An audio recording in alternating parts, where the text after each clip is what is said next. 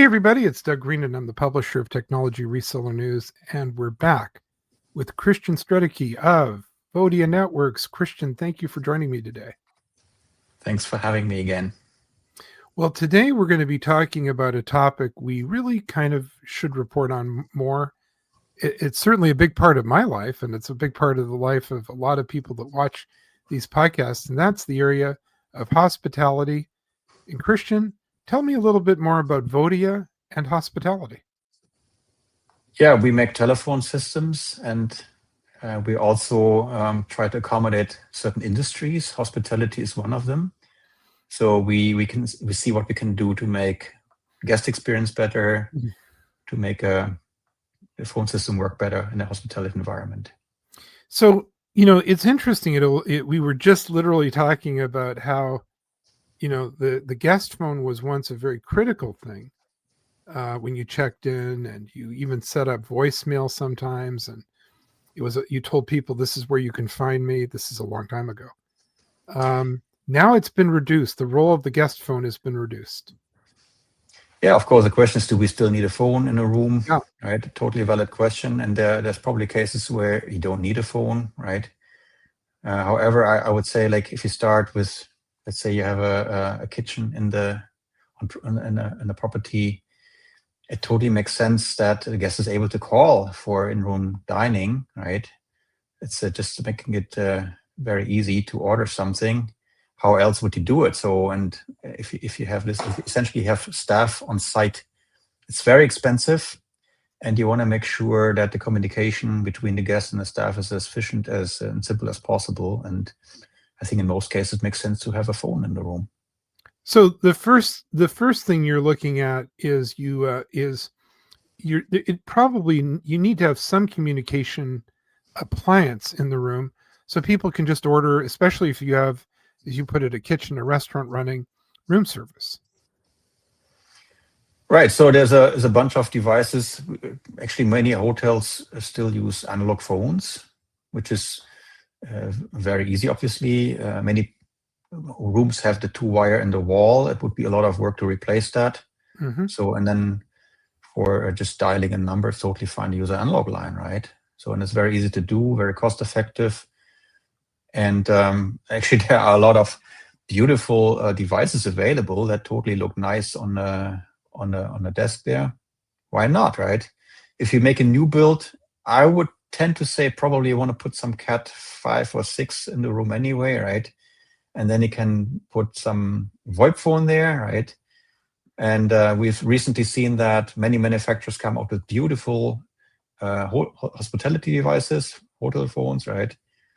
So, and they're really designed for hotel rooms, so why not use that?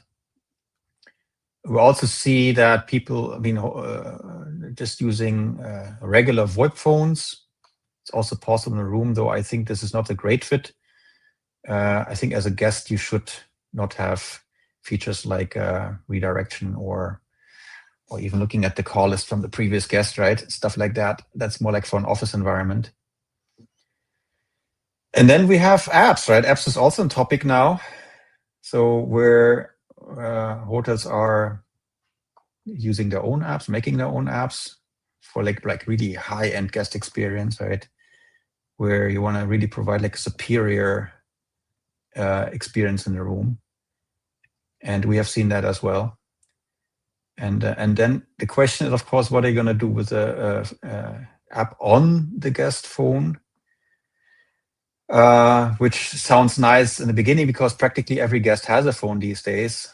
However, then you have to think about Android version 7, if that still works, and a lot of trouble with that. That's why this is sometimes a bit on the bleeding edge. Well, I'm almost thinking, I want to stick with the phone for a second. We have, to begin with, a toaster. It's not very sophisticated, but to your point, the toaster works. You put bread in it, it comes up toast. It's not complicated. Anyone can use it. And there's specific things. So, for example, ordering food. But I was thinking also other things that it doesn't happen for every guest, but ordering bell service. I need someone to help me with my bags. I have a box downstairs. I have a delivery. Bring it up, please. I would like more towels. I want to order a cleaning of the room. this type of thing. So there are, and it's a very simple. You don't have to pull the app and find the hotel and so on. You just pick it up and you tell somebody.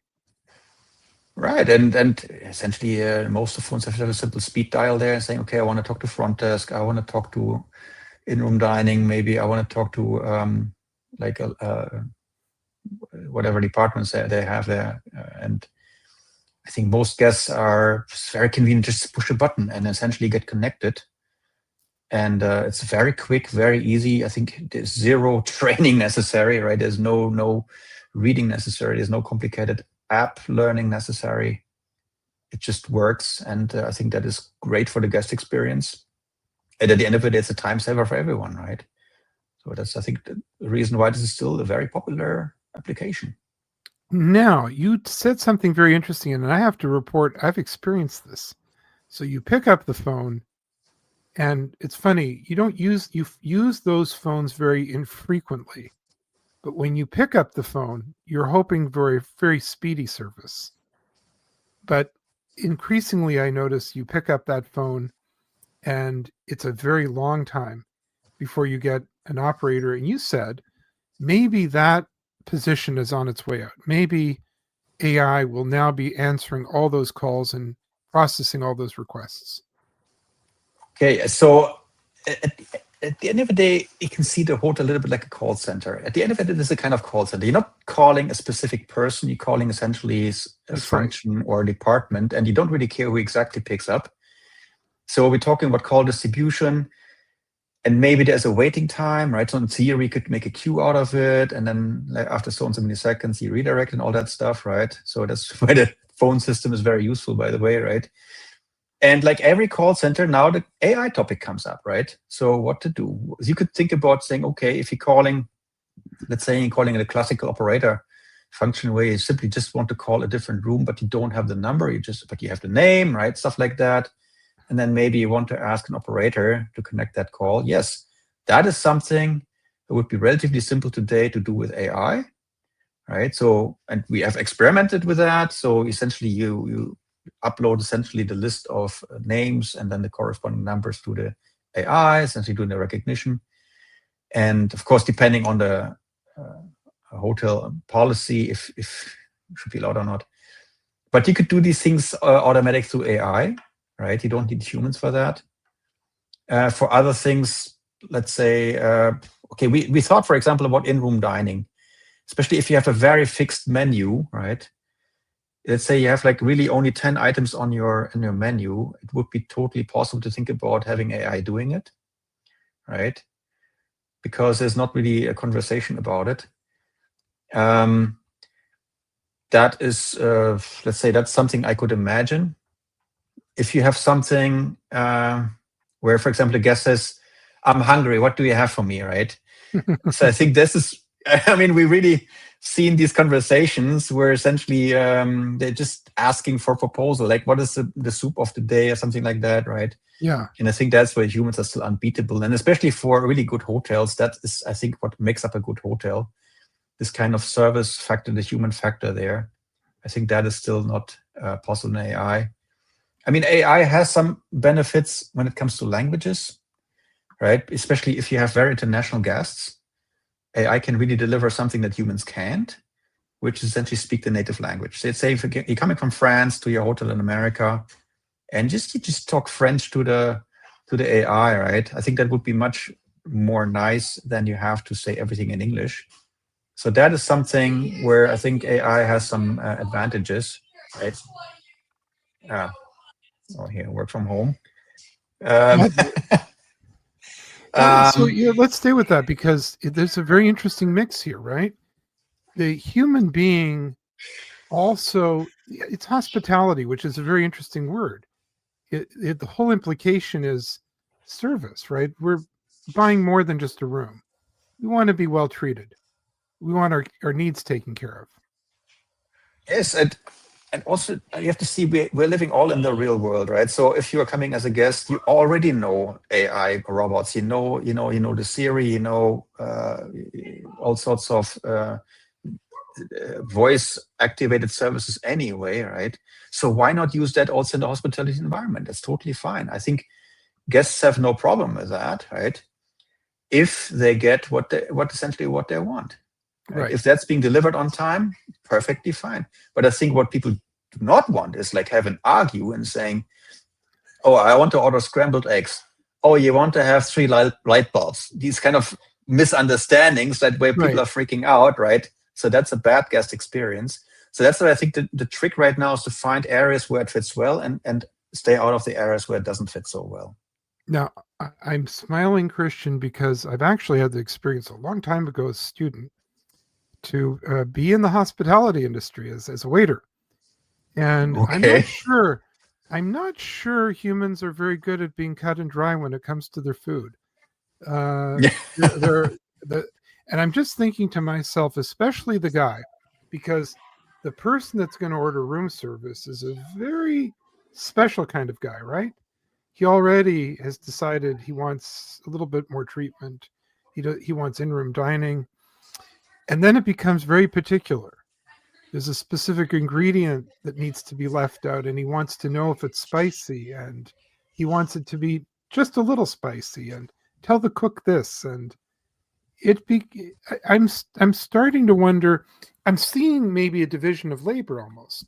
Maybe AI, is it possible that AI is for send me 3 towels?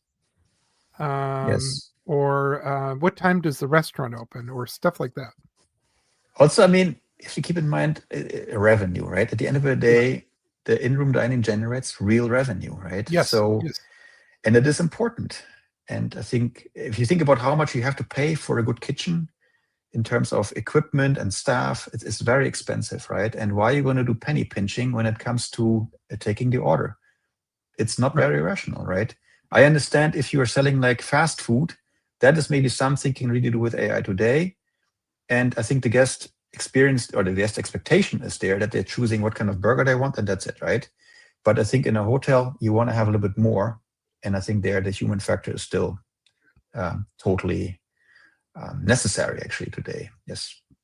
Christian, let me change gears for a second and let's talk about PBXs, if you will, or on-site servers. We have been talking about the cloud. It's 20 years. And yet it must be remarkable that if you and I travel to any city, anywhere, whether it's a big tourist city or not, there must be more than half of the hotels and motels that have a very old, like more than 20, even 30-year-old phone system, old-fashioned phone system. It's still working. It's been there so long, people don't even think about it. And this debate may seem very old, but to business owners, in other words, here we have not a very hotels use technology, but they're not a technology industry, right? It's a different type of industry. From your point of view, are you recommending that hotels maybe place most of this in the cloud, or should they replace all that old gear with another on-site server of some kind? What do you think? Actually, I do not really have a very strong opinion about it. Okay. I mean, we've seen hotels do it on premise and we've seen hotels do it in the cloud. Yeah. And there's definitely benefits for both of it. Of course, on premise, the big argument is if they lose internet access, right, still in-house communication works, right? And it is important. Let's say you're somewhere in, let's say, up north Canada, and there's a snowstorm and you have no internet, but people who can order food from the rooms, that's a great thing, right? So that's something that makes sense. Because if you have on-premise, you have the topic of maintaining all that stuff and who's doing it. I mean, it is a PC, but still PC has to be maintained. You have to do software updates, right? You want to make sure your latest operating system and so on, right? Also PBX is running the latest version. And of course, that's much easier in the cloud. So I think it's not a perfect solution. It depends a little on the situation, what people want. Sometimes it's just about the feeling. They feel more comfortable having it on site, essentially have it in their own hands. So at the end of the day, one critical point is how stable is internet connectivity, right? Some people say, well, if we lose internet, we're screwed anyway. And there's a point, right? I mean, think about check-in and check-out. It's also not working anymore, right? So, well, let me come back to that point. I'm just picturing a hotel in Florida, And during certain times of the year, if you've been there, they have power failures from the thunderstorms and so on. Now, probably some of the hotels still operational even when the power's out. The kitchen is probably running on gas, so they're still cooking. If they can get to the room, I'm not sure exactly how you get up the stairs or whatever, but in other words, that was a very fine point that the on-prem may permit operations to continue, and may even continue to have revenue. Yes, I mean, I would say that they don't only have gas; they probably have a generator as well. Yeah. Right. I mean, think about, they have like the lights have to be in the elevators and stuff, right? So Yeah. there has to be some kind of electricity anyway, and it doesn't take so much power to keep the PBX running. So you can put them also on that system. That's totally possible. So I would actually say, from that point of view, if a hotel is in an area where you lose power a lot, then probably it totally makes sense to have on premise. Right. That's just easier at the end of the day. Well, let's talk about those other two C's. You've talked about cloud. Now the other big C has got to be compliance. And we had kind of a discussion about this. There's so many, hospitality is interesting because it's almost like a residence. You have people temporarily living under your roof, and they're living there, they're sleeping there. As we discussed, lots of life happens inside of a hotel. Yeah. So at the end of the day, if you have a telephone in the room, it's a promise they can call 911. Right. So with that phone comes that promise, and so it has to work. And okay, that's you can call 911. That's one thing, but the thing is that the staff has to be aware about it. I think it's very important. The classical case is someone calls 911. And then is not able to finish, hangs up, whatever, the call disconnects, but they don't know what room it is. And let's say the fire truck shows up and they have a simple question: who called 911, right? Right. And the staff better be able to answer that question. So that's one thing. And the other thing is also, so they are first responders, right? But if somebody in-house, and let's say they have an in-house security, it totally makes sense that they go to the room and at least politely knock on the door and ask if they can help, right? So this is sometimes very, very quick and very helpful. And so this is like essentially probably beyond the compliance requirement, but just in order of guest experience, right? I mean, think about it. It is, I think, a great guest experience if you get immediately help if you're in trouble. Yeah. And that's why this emergency calling is also very important, so that you know what room calls. And even in the direction that you say, okay, log it, and then essentially close the case and stuff like that. So you turn the alarm off again, so that you essentially know if the case was resolved, right? Essentially like a little alarm system where you can say, okay, did we help that guest already? I mean, there's other numbers. You can, for example, like say 911 is really the most obvious one, but there's others like directory services, or like, let's say, laundry services that are a lot less critical, obviously. Less critical, but still you want to know who called, right? Then the other big C, it's not to be sniffed at, which is cost. It sounds to me, Christian, that you're suggesting that with care, AI and humans and up-to-date systems, such as the ones you guys sell, can come together to reduce your cost, but actually improve customer service, actually get the customer connected to what he wants. Right. So, I mean, of course, you can look at the naked cost of what the telephone system costs, but I think that's totally not the whole picture. So it begins like, how efficiently is staff being used?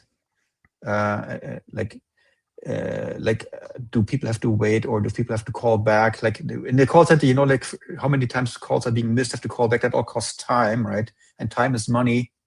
Humans are still very expensive. So you want to make sure that communication is as efficient as possible in a hotel as much as everywhere else, essentially, right?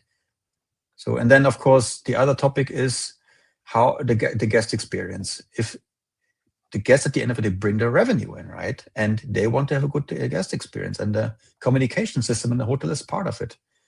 I think if the guest is frustrated because they have to use the cell phone to call the kitchen, that is a bad guest experience. And the guest is a lot less likely to show up again than they have the in-house phone system that just works fine, right? So I think if you have to this is probably a long calculation, but I would dare to say there are actually very few cases where you should really save money on the phone system, right? I think in most cases, a good phone system pays for itself easily compared to choosing something old and outdated, right? I mean, I understand. Let's say you have a phone system there for 10 years. It's really hard to replace it while the hotel is actually open and booked out and everything. But usually what I see is like when there's like a renovation cycle, then that's an opportunity to upgrade the system as well, right? Christian, as we wrap up our podcast today, the New Year's just around the corner. Do you have a message for everybody? In other words, is this year, if I'm an MSP or channel partner, if I'm out there, or if I'm an enterprise and my company's in hospitality, is this year the year to look at those old systems and start replacing them with something new, investing in systems that can accommodate AI and so on? Of course, I mean, is this the special year? I think the special thing this year, it might be AI, is something new to look into. And I would say it's maybe a year where we carefully look into certain corners where services can be optimized. But I would say hospitality is usually not looking for the bleeding edge technology. So it's more like the proven edge. And that is totally correct, actually, right? Mm-hmm. Well, they like to have something stable and that works for the long term. Yeah. Yes. And it has to work. I mean, if you think about renovations, let's say you do like every 10 years, so it has to work for 10 years, right? And that's why it doesn't have to be super last generation bleeding edge. It should be something solid that you can essentially run for some good time without having to worry too much about it. And, one last consideration, I was just thinking, because you were talking about, medium-sized hotels probably have at least one guy or two guys on for security and some other duties. They may not necessarily these days have an on-site IT guy. So you may, and in fact, many, the hotel business has all these family companies and they own 300 properties or something. There may not be a lot of IT support. They really maybe depend on the system they have to just work, that it just never really needs help. But I mean, they don't have to have in-house staff. That's why they're partners. They are partners who understand PBXs. They maintain it for them. And then it's no problem. Well, Christian, I want to thank you.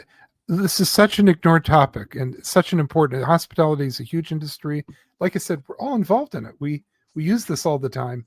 We don't think about it. So I'm very glad that to know that Vodia is a very good option in the hospitality trade. You guys have a point of view. Where can we learn more about Vodia Networks, and your solutions for hospitality? Yeah, we have a website, www.vodia.com, where we also have a special section on hospitality. All right, Christian, I'm enjoying this series of podcasts, but for now, thank you very much indeed. Thank you so much.